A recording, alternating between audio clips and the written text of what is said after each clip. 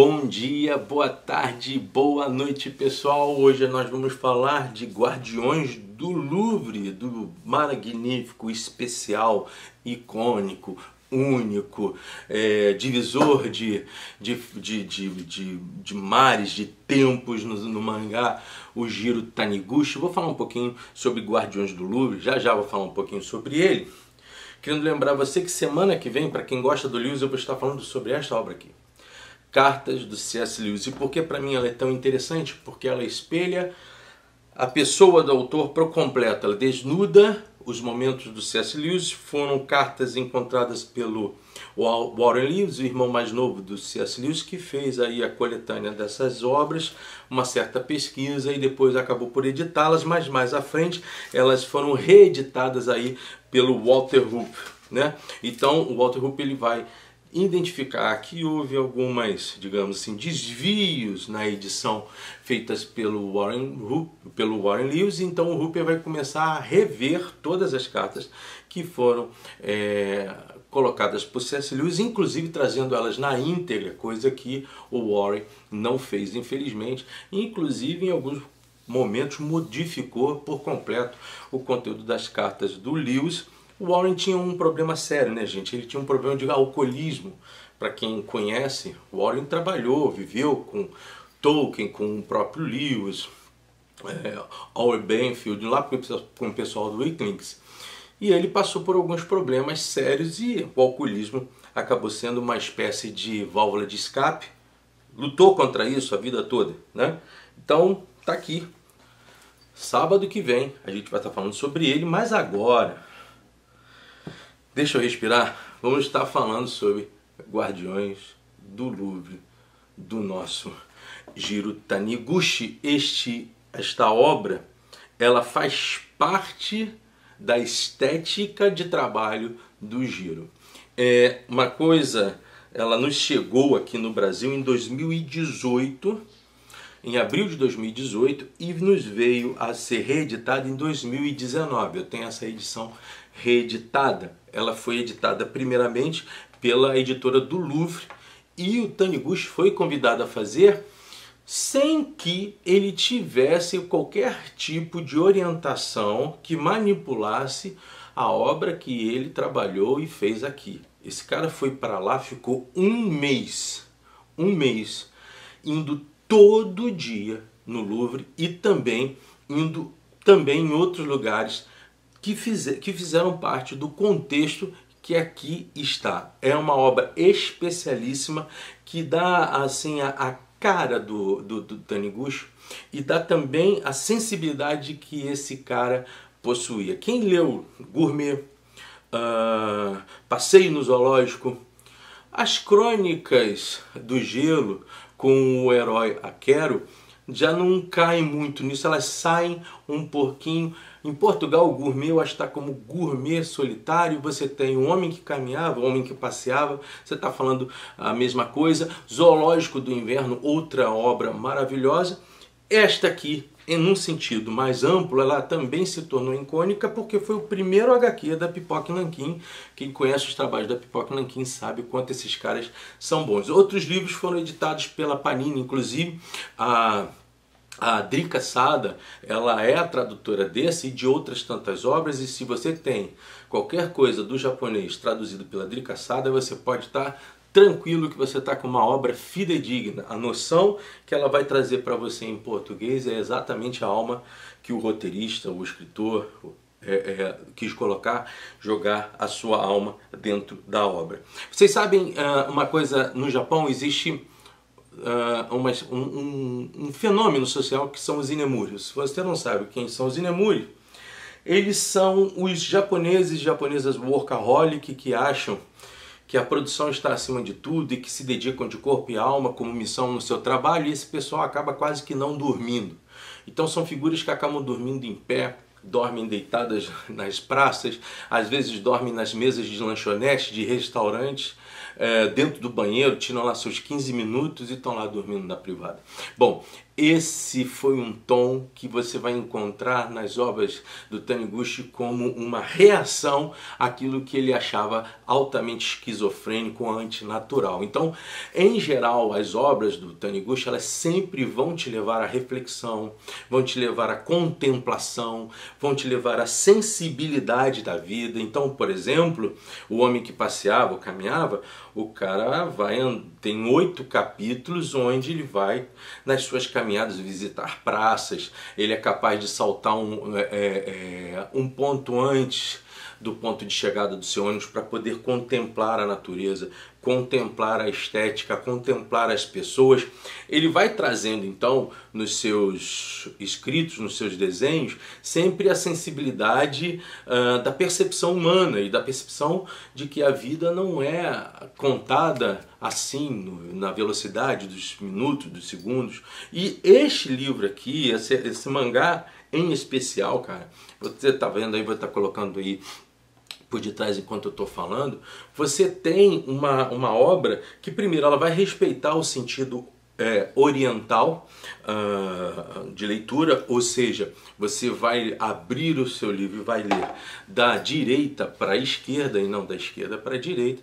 Você vai ter a percepção clara de que foi uma obra muito bem trabalhada pela Pipoque Nankin, talvez até por ter sido uma primeira, mas todas as obras dele são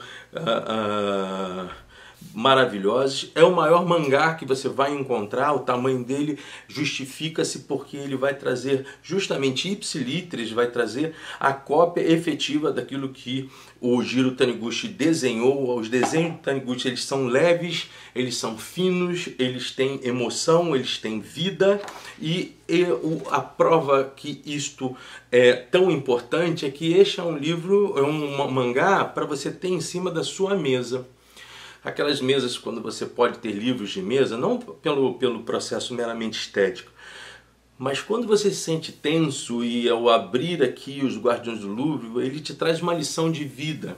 Nesse caso, a mim me parece que o personagem principal é um japonês que vai para Paris.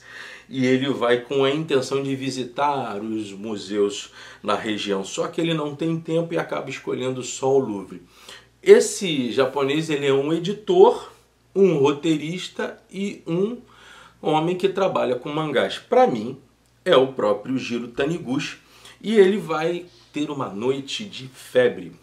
Vai entrar num colapso de saúde e para muitos dentro da obra parece que ele vai viajar na sua mente no meio desta febre toda, e nessa visão que ele acaba tendo, ele entra no Louvre e a primeira pessoa com quem ele vai falar é a Vitória de Samothrace. Todos os elementos que ele vai colocar dentro desse mangá, eles têm uma ligação com artistas e escritores japoneses. Lá no final, deixa eu mostrar para vocês aqui, lá no final você tem um glossário, e aqui você tem justamente os nomes principais que ele vai utilizar, o Jean-Baptiste Camille Corot e o Vicente Van Gogh, que inclusive os dois aparecem cada um em um capítulo porque eles fazem parte dos Guardiões do Louvre. E esse pessoal, o Jiro, ele faz questão de fazer uma ponte com a cultura japonesa. Então ele traz aqui o Hoka Tukotomi e depois o Shuazai e faz uma espécie de diálogo entre artistas europeus e artistas orientais, tentando fazer uma ponte de cultura e uma ponte também de relação, né? Você tem entre os seus capítulos principais, já começa logo de cara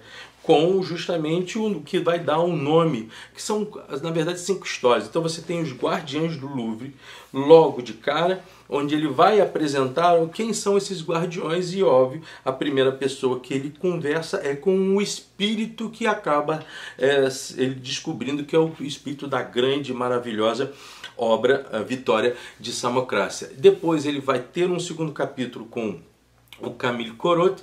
Mais à frente, ele vai, no terceiro capítulo, ele vai na cidade onde Van Gogh vivia. Todos vocês sabem que Van Gogh tinha um problema muito sério,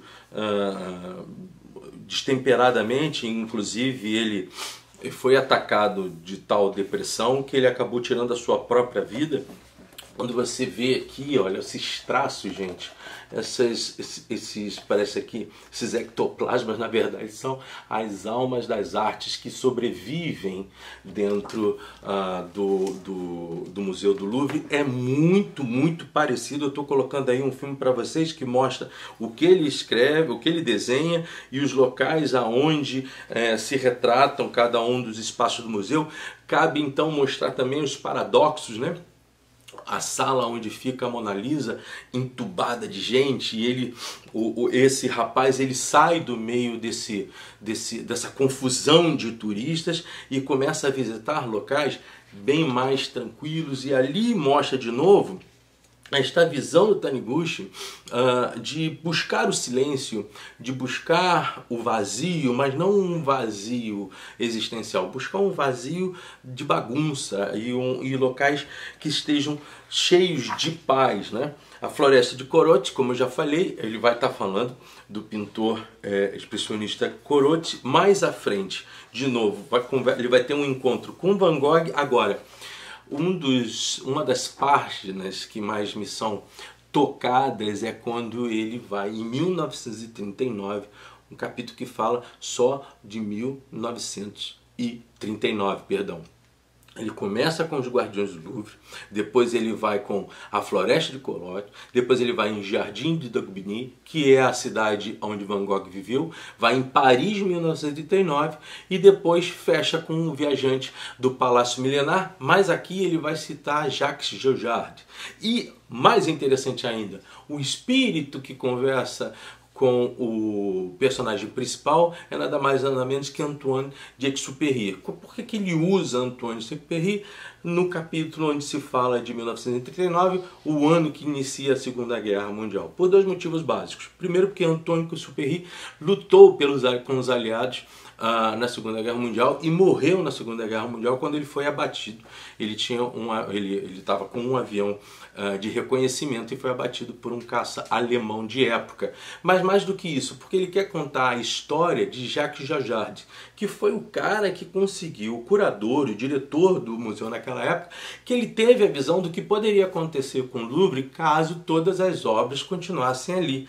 E mostra todos os efeitos, todos os fenômenos que foram encontrados nas relações entre a guerra e o próprio museu, como o museu fosse uma entidade viva se opondo à própria guerra, mas ao mesmo tempo defendido pelos franceses, pelos seus curadores.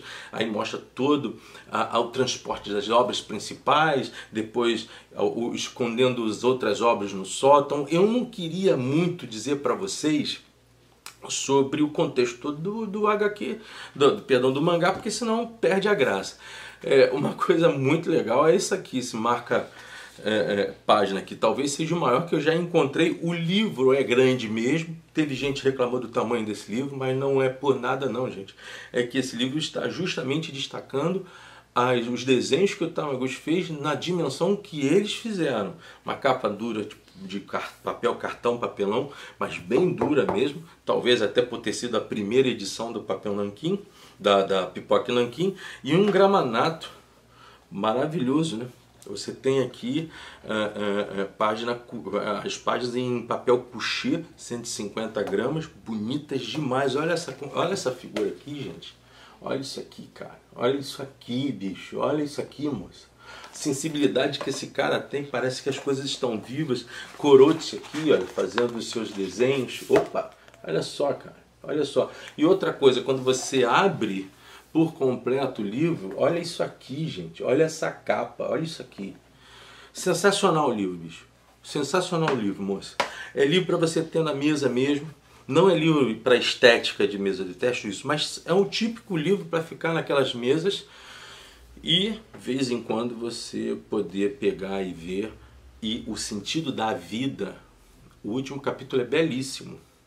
O último capítulo é algo do maior número, da condição maior de afeto, que é a relação entre a vida de pessoas que se amam e a morte no meio disso tudo. A leveza do traço do Jiro Taniguchi é espetacular. Quando você pega Gourmet, por exemplo, você vê a mesma expressão de contemplação e de experimentação das coisas do dia a dia. O gourmet ele se alimenta, mas a relação dele não é uma relação de um cara faminto, é de alguém que conversa com a comida nos restaurantes. O homem que passeava, ele tem uma espécie de aporia diante da realidade humana, então ele se espanta, mas de forma positiva, e começa a enxergar os traços da praça, do dia a dia. Gente, toda a obra do Taniguchi, ela tem um contexto de existencialidade muito forte, e essa obra aqui não pode ser diferente. Posso indicar também Passeio no Zoológico, que é maravilhoso, tá? É um zoológico no inverno. Uma obra maravilhosa, gente, maravilhosa. Querendo lembrar vocês que o Louvre foi um castelão, né? Foi um castelo fortificado que em 1793 passou a ser o Museu do Louvre. Eu sei, você que é mais crítico vai dizer que tem coisas de outros países ali dentro. Concordo plenamente com o que você está dizendo, faz parte, mas a gente não pode negar o quanto o Louvre tem de contexto, de cultural, e como ele se reserva à manifestação das civilizações, sejam elas ocidentais, sejam as civilizações orientais. O Egito está aqui, parte da cultura grega está aqui dentro, Renascença está aqui dentro. Então, assim, falar o que dessa obra? Maravilhosa, gente. Procurem, do Pipoca e Nanquim, uma obra icônica, de um autor icônico, e que são mangás que te transformam, que fazem você pensar na vida, tá bom? Peço a você, se inscreva no canal, vem curtir aqui o vídeo de hoje, compartilha para o pessoal que você conhece, dá uma força, a gente tem crescido de uma forma muito sadia, muito legal. E lembrando a vocês, semana que vem, C.S. Lewis e as suas cartas, feitas pelo Warren Lewis e o Walter Rupp. Tá bom, gente? Grande abraço. Como eu sempre digo, supere-se. Aprenda mais. Ler é bom. Virando as páginas. Até sábado que vem. Espero você lá no canal. Aqui no canal, né? Tchau.